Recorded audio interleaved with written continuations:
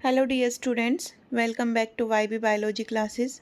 आज की क्लास में हम बात करने वाले हैं इकोनॉमिक इम्पोर्टेंस ऑफ प्रोटोजोआ के बारे में। इकोनॉमिक इम्पोर्टेंस ऑफ प्रोटोजोआ के हमने बेनिफिशियल प्रोटोजोन को डिस्कस कर लिया था।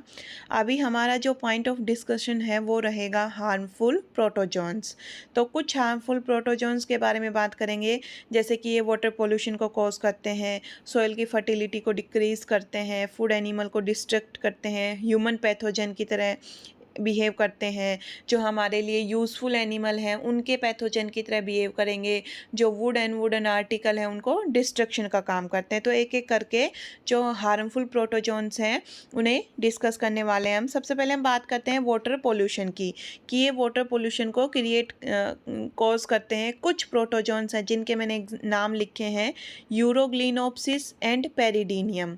ये दोनों ही कुछ ऐसे एरोमेटिक ऑयल्स को वाटर के अंदर सीक्रेट आउट करेंगे, जिसकी वजह से जो वाटर का कंजप्शन है, कि जो इसका यूज़ है ह्यूमन का के लिए जो यूज़ है, या फिर जो दूसरे आसपास में रहने वाले जो एक्वेटिक ऑर्गेनिज्म है उनके लिए जो यूज़ है वो जो कंजप्शन है वो नहीं हो पाता, अनफिट बना देते हैं ये वाटर को कंजप्शन के लिए, कि हम उस वाटर का अब यूज़ नहीं कर सकते कुछ एरोमेटिक ऑयल के सीक्रेशन की वजह से। और जो ये एरोमेटिक ऑयल हैं ये काफ़ी फाउल स्मेल को प्रोड्यूस करते हैं, काफ़ी गंदी स्मेल प्रोड्यूस करते हैं। जो पेरिडीनियम है इसकी जो ये ऑयल सीक्रेट करता है वो क्लैम शेल के जैसी बदबू रखता है। तो इनके अंदर इतनी गंदी बदबू आती है इन एरोमेटिक ऑयल के अंदर, जिसकी वजह से हम उस पानी को पी नहीं सकते। तो जो ये यूरोग्लिनोप्सिस और पेरिडीनियम है ये वाटर पोल्यूशन को कॉज करेंगे। देन बारी आती है about reduction of soil fertility. Reduction of soil fertility में तो कम से कम 200 से 300 स्पीसीज़ ऐसी हैं प्रोटोजोन की जो कि सोयल के अंदर रहती हैं, सोयल ड्वेलर हैं, इनहिबिट करती हैं सोयल को, जिसमें फ्लैजिलेट्स भी आते हैं, सीलिएट्स भी आते हैं, अमीबॉइड फॉर्म भी आती हैं। और ये फीड अप करती हैं सोयल में रहने वाले जो नाइट्रोजन फिक्सिंग बैक्टीरिया हैं, जो नाइट्रीफाइंग बैक्टीरिया है। जैसे कि हम बात करें नाइट्रोसोमोनास की, ये एक नाइट्रीफाइंग बैक्टीरिया है। इसके अलावा जो नाइट्रो बैक्टर है उसकी बात करें, ये एक नाइट्रीफाइंग बैक्टीरिया है। तो इनके ऊपर ये फीड करके और सोयल की फर्टिलिटी को डिक्रीज़ करते हैं। कैसे कि ये एटमॉस्फेयर की नाइट्रोजन को नाइट्रेट एंड नाइट्राइट में कन्वर्ट करते हैं। और अगर इन्हीं के ऊपर ही इन प्रोटोजोन की स्पीसीज़ ने फीड अप कर लिया, तो अब ये किस तरीके से जो नाइट्रोजन फिक्सेशन की प्रोसेस है उसे कर पाएंगे। तो सोयल के अंदर जो नाइट्राइट है, जो नाइट्रेट है, वो तो डिक्रीज़ होगा और सोयल की fertility nitrite and nitrate, NITRITE, nitrate and nitrate, इनकी अमाउंट कम हो जाएगी तो जो सोयल की फर्टिलिटी है वो अपने आप ही डिक्रीज़ होगी। Then destruction of food animal, तो इसके अंदर हम बात करते हैं कि कुछ मैराइन जो फ्लोरिसेंट डाइनोफ्लैजिलेट है, मैराइन फ्लोरिसेंट मतलब लाइट प्रोड्यूसिंग जो डाइनोफ्लैजिलेट हैं, जैसे कि नोक्टिल्यूका एंड जिम्नोडियम। नोक्टिल्यूका एंड जिम्नोडियम, इनके अंदर क्या करता है कि ये बहुत ज़्यादा अमाउंट में रैपिड मल्टीप्लिकेशन करेंगे और कॉज करेंगे ब्लूमिंग को। जैसे कि ये कॉज करते हैं रेड टाइड्स की फॉर्मेशन करते हैं, कॉज रेड टाइड। और ये हाई रिप्रोडक्शन से रैपिड मल्टीप्लिकेशन की वजह से ब्लूमिंग करेंगे, प्रॉपर्टी होती है उसको ब्लूमिंग बोलते हैं।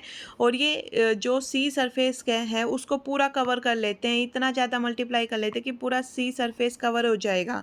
तो जो अंदर पानी के अंदर जो लिविंग ऑर्गेनिज्म रह रहे हैं, जो फिश है और जो मोलस्का है, ऑयस्टर है, क्लैम है, म्यूसल्स है, उनको क्या करेंगे कि उनके लिए जो ऑक्सीजन है वो प्रॉपर ऑक्सीजन नहीं मिल पाएगी। अंदर जो रहने वाले ऑर्गेनिज्म है उन्हें प्रॉपर सनलाइट नहीं मिल पाएगी, क्योंकि ये बाहर एक कवर की फॉर्मेशन कर देंगे सी सरफेस के ऊपर, जिसकी वजह से इनकी डेथ हो जाती है। अंदर जो लिविंग ऑर्गेनिज्म होते हैं इनकी डेथ हो जाएगी। और ये ह्यूमन कंजप्शन के लिए नहीं बचेंगे। तो जो हमारे फूड एनिमल्स हैं उनको ये डिस्ट्रक्ट कर देते हैं, ख़राब कर देते हैं।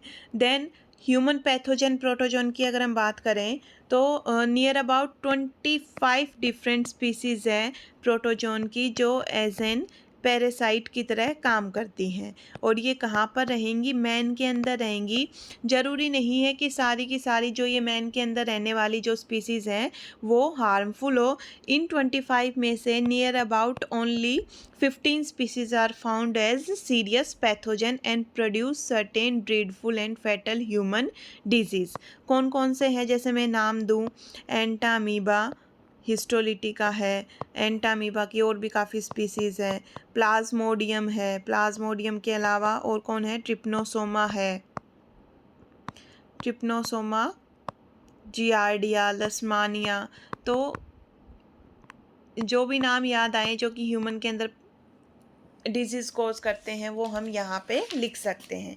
इसके अलावा ये pathogenic protozoans of other animal में मतलब बहुत सारे जो पैथोजेनिक स्पीसीज़ हैं वो काफ़ी ड्रीडफुल इन्फेक्शियस डिजीज़ को कॉज करती हैं उन एनिमल में जो हमारे लिए यूज़फुल हैं, जैसे कि काऊ हो गई, बफलो हो गई, एंड कैट है, डॉग है, हॉर्स है। इनके अंदर ये डिजीज़ कॉज करेंगी और काफ़ी सीरियस इन्फेक्शियस डिजीज़ कॉज करती हैं और इन एनिमल को ताकि इन एनिमल का हम यूज़ ना कर पाएँ, इनसे जो हमें प्रोडक्ट मिलते हैं वो हम यूज़ नहीं कर पाते, इन एनिमल की डेथ हो जाती है, तो ये हमारे लिए काफ़ी ग्रेट लॉस है। जैसे हम बात करें ट्रिप्नोसोमा ब्रूसी, तो जो ट्रिप्नोसोमा ब्रूसी है ये कोज करता है नगाना डिजीज़ इन कैटल। कौन सी disease? Nagana disease in cattle. इसी की जो ट्रिप्नोसोमा की एक और जो स्पीसीज़ है इवानसी, ये कोज करती है सुर्रा डिजीज़, सुर्रा डिजीज़ इन कैटल। इसके अलावा जो destruction of wooden and would article है उसमें क्या होगा कि कुछ सिम्बायोटिक इंटेस्टाइनल फ्लैजिलेट हैं जो कि कुछ इंसेक्ट के साथ में सिम्बायोटिक एसोसिएशन रहेंगी। जैसे हम बात करें ट्राइकोनिम्फा, ट्राइकोनिम्फा सिम्बायोटिक एसोसिएशन में रहेगा विद टर्माइट्स, टर्माइट के गट में रहेंगे। ये जो टर्माइट है वो वुड के ऊपर फीड करेगी और जो वुड के अंदर जो सेलुलोज है ये उसे डाइजेस्ट नहीं कर सकती। सेलुलोज को डाइजेस्ट करने के लिए जो सेलुलेज एंजाइम है वो ट्राइकोनिम्फा सिक्रेट करेगी और इस सेलुलोज को डाइजेस्ट करवाएगी। तो जो टर्माइट है वो टर्माइट इस ट्राइकोनिम्फा को रहने के लिए अपने अंदर शेल्टर देगी और फूड देगी और उस फूड को डाइजेस्ट करवाने में कौन हेल्प करवाता है? With the help of cellulase Trichonympha उसकी हेल्प करवाएगा। और कुछ सेम इसी तरीके का जो रिलेशनशिप होता है वो होता है लोफोमोनास में। और जो ये लोफोमोनास है ये कहाँ रहता है? ये रहता है in the intestine of wood roaches, wood roaches की इंटेस्टाइन में ये लोफोमोनास रहेगा। तो इनका आपस में सिम्बायोटिक एसोसिएशन होता है और ये जो इंसेक्ट है वो वुड को, वुड आर्टिकल को, वुडी ट्रीज़ को, हमारे फर्नीचर को ख़राब करते हैं। दीमक आपने नाम सुना होगा, टर्माइट दीमक, ये पूरी लकड़ी को अंदर से बिल्कुल से खाली खोखला कर देंगे। क्यों कर पाते हैं? क्योंकि जो सेलुलेज है वो कौन देता है? ट्राइकोनिम्फा देता है। तो ये आपस में एक दूसरे के साथ सिम्बायोटिक एसोसिएशन में रहते हैं। Thank you for watching my videos.